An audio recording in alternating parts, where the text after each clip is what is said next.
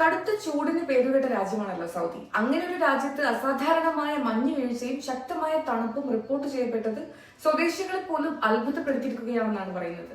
രാജ്യത്തിന്റെ വടക്കൻ മേഖലകളിൽ താപനില 0 ഡിഗ്രിക്ക് താഴെയായി കുറഞ്ഞതോടെ മണൽ പ്രദേശങ്ങൾ വെളുത്ത മഞ്ഞുപാളികളാൽ മൂടപ്പെടുകയായിരുന്നു. വടക്കൻ അതിർത്തി പ്രദേശമായ തബൂക്കിലാണ് ഏറ്റവും കൂടുതൽ മഞ്ഞുവീഴ്ച രേഖപ്പെടുത്തിയത്. സമുദ്രനിരപ്പിൽ നിന്ന് ഏകദേശം 2600 മീറ്റർ ഉയരത്തിലുള്ള ജബൽ അൽ ലോസ് പർവ്വതനിരകൾ പൂർണ്ണമായും മഞ്ഞു മൂടിയ നിലയിലാണ്. ഇതിനു പുറമെ ഹെയിൽ മേഖല, റിയാദിന് വടക്കുള്ള അൽ മജ്മ, അൽ ഖട്ട് തുടങ്ങിയ പ്രദേശങ്ങളിലും ശക്തമായ മഞ്ഞുവീഴ്ച അനുഭവപ്പെട്ടിട്ടുണ്ട്. മരുഭൂമിയിലെ മണലുകളിൽ മഞ്ഞു വീഴുന്ന അപൂർവ ദൃശ്യങ്ങൾ സോഷ്യൽ മീഡിയയിൽ ഇപ്പോൾ വ്യാപകമായി പ്രചരിക്കുകയാണ്. അതേസമയം രാജ്യത്തിന്റെ മറ്റു പല ഭാഗങ്ങളിലും കനത്ത മഴ തുടരുകയാണ്. റിയാദ്, ഖാസിം, കിഴക്കൻ മേഖലകൾ എന്നിവിടങ്ങളിൽ ശക്തമായ മഴയാണ് ഇപ്പോൾ പെയ്തുകൊണ്ടിരിക്കുന്നത്. ബിഗ് ബിൻ, ഹെർമാസ്, അലൂല തുടങ്ങിയ പ്രദേശങ്ങളിൽ മിതമായ മഴയും ലഭിച്ചിട്ടുണ്ട്. മഴ ശക്തമായതോടെ ചില പ്രദേശങ്ങളിൽ വെള്ളപ്പൊക്ക ഭീഷണിയും ഉയർന്നിട്ടുണ്ട്.